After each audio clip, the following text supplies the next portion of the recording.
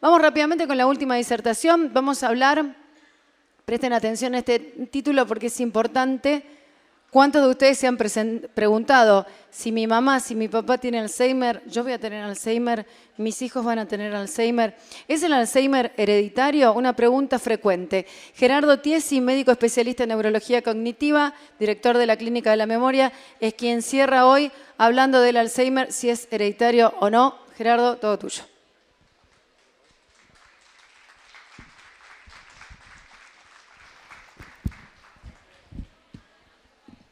Bueno, gracias por la invitación. Me tocó un tema complejo por el hecho de que la genética es de por sí un área de investigación en la medicina. Uy, me molesta que no veo a la gente. ¿Me puedo correr un poquito más? Les decía que originalmente las enfermedades genéticas abarcaban más que nada la pediatría o las malformaciones. Y hoy día se ha visto que el rol de la genética o de la susceptibilidad o de factores genéticos influye en un gran número de enfermedades. Por eso es importante. Ahora, la pregunta que nos cabe acá, que un poco lo traslado un poco a la consulta del consultorio, sería, sabemos que el 25% de las personas que tienen arriba de 55 años y que tienen un familiar en primer grado que padeció Alzheimer, suelen tener temor, entonces genera esta pregunta que es habitual en el consultorio, ¿no? Mi madre tuvo Alzheimer, yo tengo el gen y me quiero hacer el análisis de ese gen. Entonces un poco mi exposición responde a esa pregunta, que en realidad no la voy a responder, pero trata de responder esto.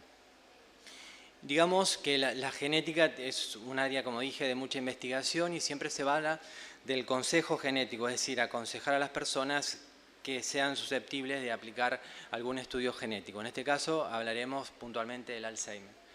Entonces, un consejo genético comprende los hechos médicos o los síntomas de esa enfermedad, permite hacer un diagnóstico y evaluar el probable curso de la enfermedad. Aprecia cuál es la herencia que contribuye al trastorno y el riesgo que tienen esos descendientes y trata de explicar o entender las opciones del riesgo.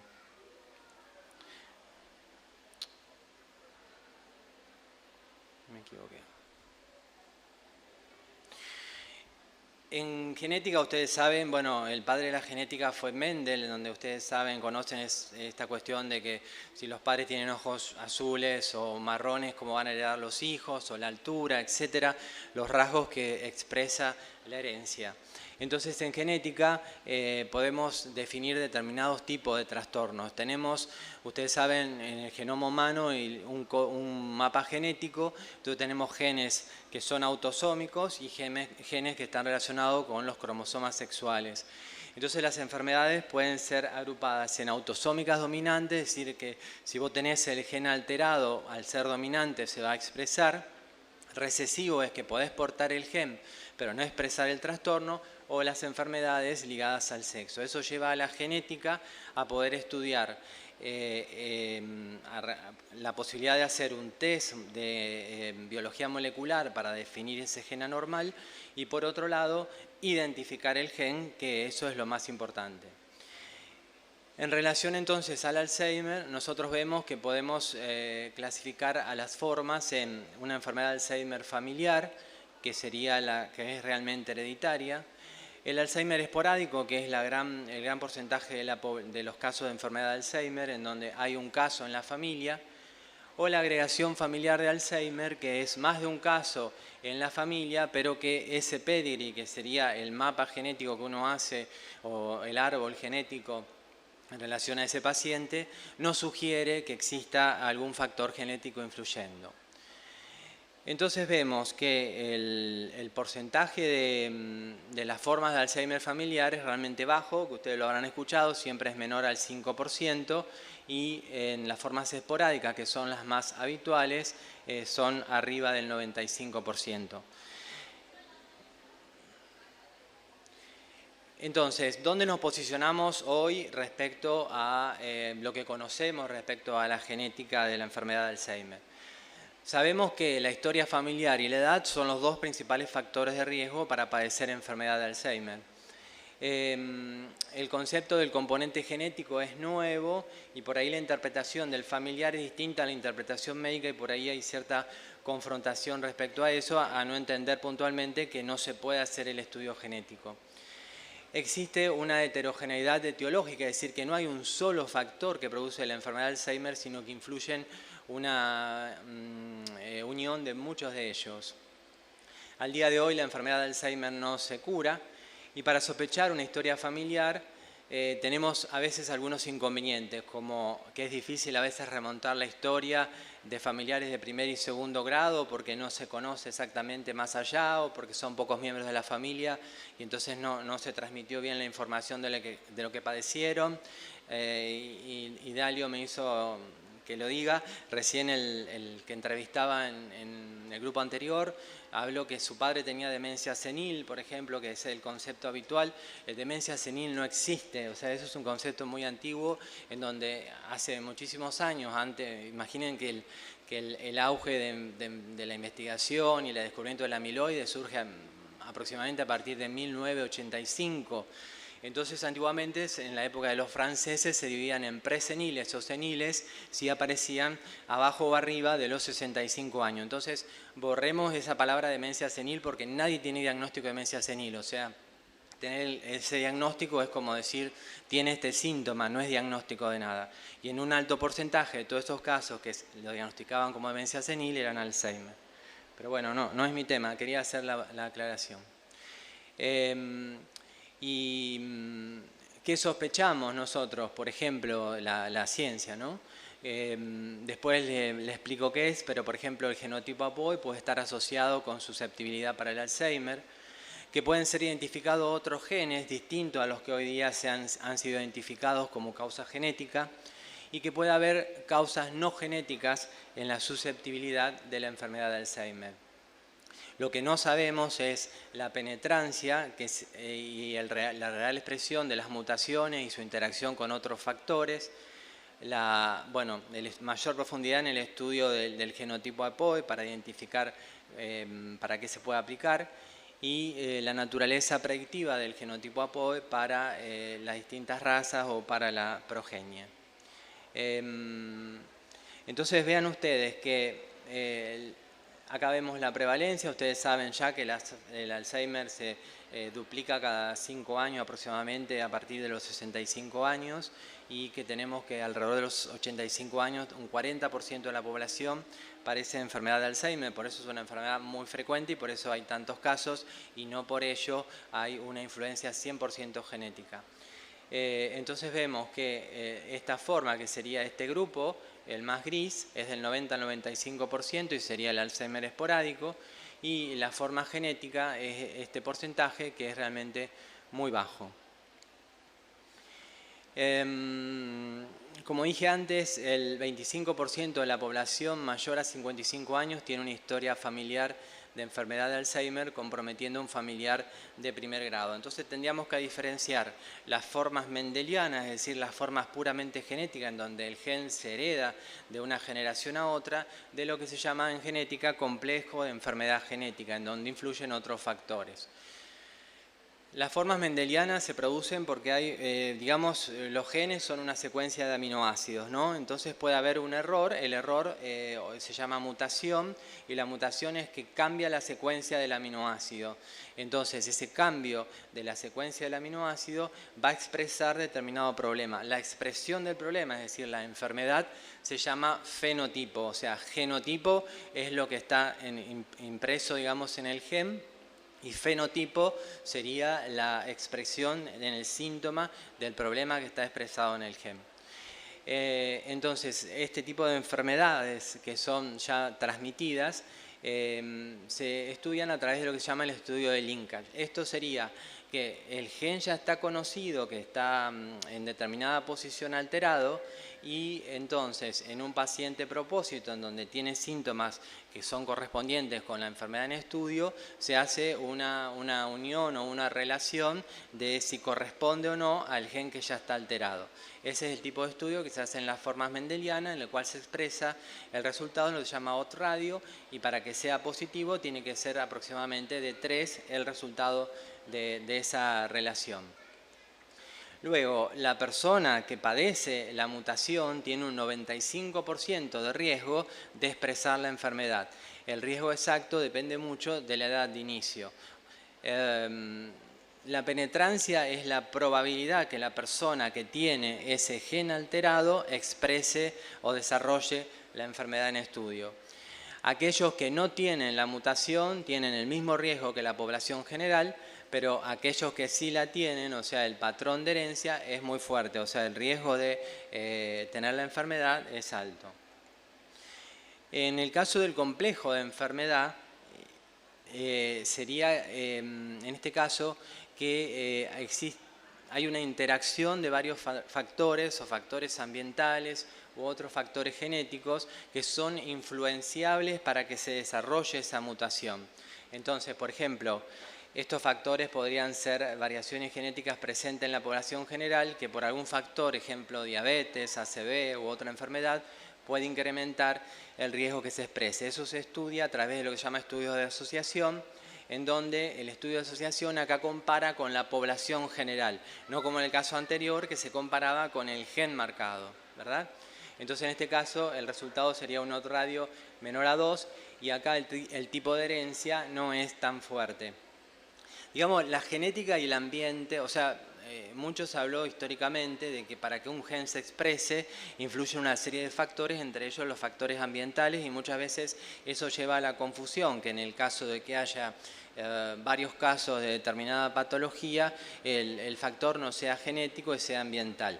El ejemplo más clásico para eso es una enfermedad que se llama Kuru. El Kuru es una patología que se describió en 1950 en Nueva Guinea y se creía que era una enfermedad genética, porque varios miembros la padecían, pero sucede que el ritual de esa tribu, es una tribu, ¿verdad? El ritual de esa tribu africana era comer el cuerpo de la persona que moría, porque interpretaba que de esa manera le transmitía todos sus conocimientos, le transmitía todo su flujo. Entonces son enfermedades infecciosas, llamémosle entre comillas para que lo entiendan, es decir, que se transmiten a través del consumo de algún tejido del sistema nervioso. Entonces se vio en este caso que no es un factor genético, sino es un factor puramente ambiental o educacional. Vemos entonces, nuevamente, recalcamos los porcentajes que son, no es una encuesta, pero realmente es importante que lo retengan para un poco quitar esa preocupación permanente de haber tenido un familiar, de tener riesgo de padecerlo, que aproximadamente el 95% son las formas esporádicas que en general se dan arriba de los 65 años y a veces puede haber algún miembro afectado y puede haber un factor de riesgo con el genotipo APOE. Mientras que las formas familiares, que son de un 1 a un 5%, siempre se destaca que aparecen en personas más jóvenes. El inicio más joven hace al médico sospechar que puede existir una forma genética de Alzheimer. Y los genes identificados son estos tres, el APP, la presenina 1, presenina 2, que se encuentran en estos cromosomas 21, 14 y 1 respectivamente. Entonces, ¿cómo razonamos nosotros la sospecha genética? Por ejemplo, en el primer paso tenemos que obtener una historia clínica segura en donde podemos identificar cuántos miembros de la familia hubo, en este caso si realmente los síntomas corresponden a la misma patología o nos sugieren otro tipo de patología, pero siempre es importante remontarse a por lo menos 2 o 3 generaciones, no detenerte en los padres del presunto paciente que está consultando, por el hecho de que es importante para definir si existe alguna carga genética que exista de 2 a 3 generaciones. O sea que nos tenemos que remontar, para lo cual vamos a estar en el problema de lo que aclaré antes y que dijo el periodista, o sea que nos estamos yendo hasta no hace muchos años, no vamos a saber si realmente tuvieron Alzheimer o no lo tuvieron. Luego obtener el fenotipo para la familia, es decir, los síntomas, es decir, que los síntomas de esa persona sean similares entre todos los afectados de esa familia. Y el tercer paso, si todo eso no cierra, es plantear un test genético, pero el test genético siempre hay que hacerlo en lo que se llama paciente propósito. Paciente propósito es el que tiene el síntoma. Hacer, por ejemplo, en un paciente asintomático, una persona asintomática, un test genético puede ser susceptible de error si no hay un miembro de la familia que ya haya sido diagnosticado con la enfermedad. En el caso de las formas genéticas de Alzheimer vemos que son raras. Piensen ustedes que hay 35 millones de personas en el mundo que padecen enfermedad de Alzheimer y solo 500 familias tienen una historia familiar. Y los elementos que ayudan a identificar estas poblaciones son la herencia multigeneracional y la edad de inicio joven. Herencia multigeneracional sería esto que se da en distintas generaciones, 2, 3, o bien, y bueno, la edad de inicio joven por debajo de los 60 años. Acá vean un poco este estudio en donde se ve la edad de inicio, la probabilidad y cómo aumenta la probabilidad en relación a los miembros. Fíjense, miembros afectados en 3 generaciones, menores a 60 años, tienen un 86% de probabilidad de padecerlo. En 2 o más miembros afectados en primer grado, es decir, el paciente sería el padre, por debajo de 61 años, 68%. 2 o más miembros afectados en primer grado, menor a 65 años, una probabilidad de un 15%, y 2 o más miembros afectados en primer grado, arriba de los 65 años, un 1%. O sea que es realmente muy bajo cuando pasamos de los 65 años. Las familias con enfermedad de Alzheimer genética en general son multigeneracionales, como dije, es decir, hay varios niveles de esas generaciones que padecen. La prevalencia es de 5 por 100.000 habitantes entre los 41 y 60 años. Y la enfermedad en general se da igual que en cualquier otra forma de Alzheimer, o sea, los síntomas son similares, a veces puede haber alguna diferencia o la progresión ser más rápida, pero en general es bastante similar y en general el inicio es joven. Y los genes conocidos son el gen APP, la presenilina 1 y la presenilina 2. Acá vean que de estos genes, que son los genes que expresan las presenilinas, todos los distintos tipos de mutación. La mutación es el cambio, o sea, no hay un solo, es decir, como decir, me subió la glicemia y es diagnóstico de diabetes, o el colesterol alto y tiene una dislipidemia. Es decir, acá podemos encontrar distintos tipos de mutaciones, inclusive el año pasado, este año publicaron en junio, unos compañeros de Fleni que ellos descubrieron una mutación en la presenilina 1, que no estaba reportada hasta ahora en una familia de Buenos Aires. Las presenilinas, la presenilina que ven acá, la 1 y la 2, en general, las formas genéticas, el 60% corresponden a una alteración en la presenilina 1. Es una parte de una enzima que es una secretasa, que es la que participa en el cambio que sufre el amiloide para que se deposite y genere los síntomas, o mejor dicho, inicie la cascada que después van a llevar al síntoma correspondiente a la enfermedad de Alzheimer. Ustedes saben ya que el amiloide todos tenemos en el cerebro, que es la proteína precursora del amiloide que sufre ese cambio y ese cambio lo hace transformar en un amiloide tóxico que en lugar de estar en su lugar habitual se deposita en el medio extracelular y eso gatilla una serie de procesos inflamatorios que lleva a la pérdida de las conexiones entre las neuronas, es decir, a pérdida sináptica y con ello a la aparición del síntoma. Y el otro factor que mencionamos, que por ahí también muchos de ustedes, si han tenido familiares o algo, a lo mejor algunos le pueden haber hecho hacer un análisis del genotipo APOE, es un genotipo que es decir, es un gen de susceptibilidad, no es un test genético que te dice tengo o no tengo, ¿está? Entonces este gen tiene distintos alelos que son el 2, el 3 y el 4. las caritas te expresan en relación al Alzheimer. O sea, si vos tenés el 2 está más contento, el 3 más o menos, y el 4 está triste por el hecho de que el genotipo APOE4 tiene mayor relación con enfermedad de Alzheimer.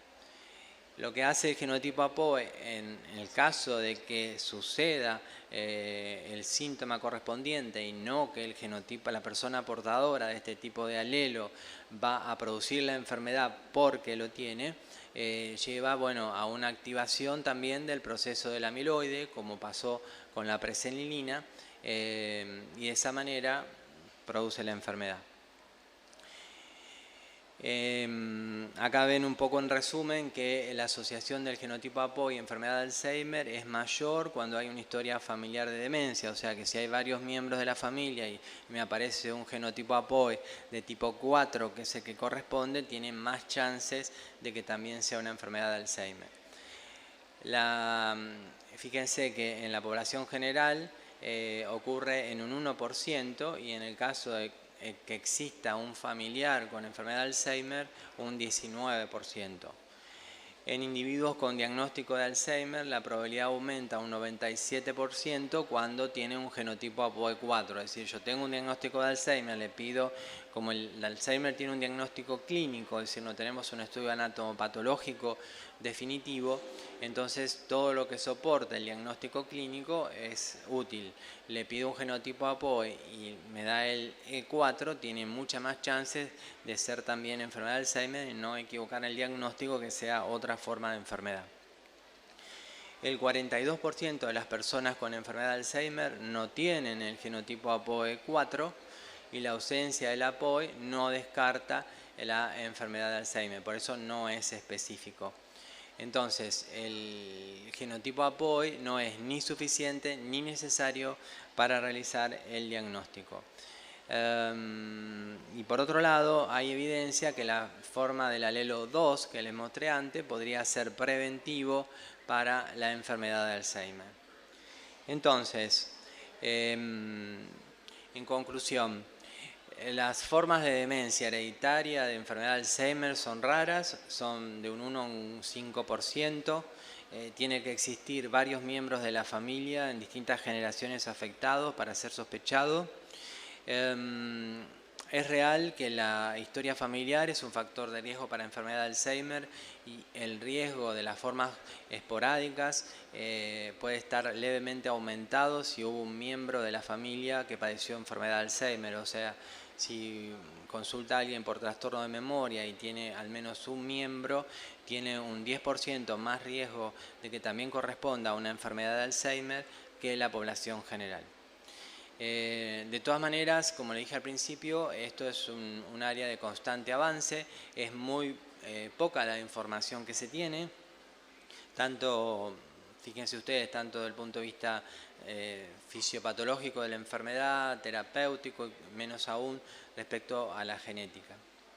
Nada más.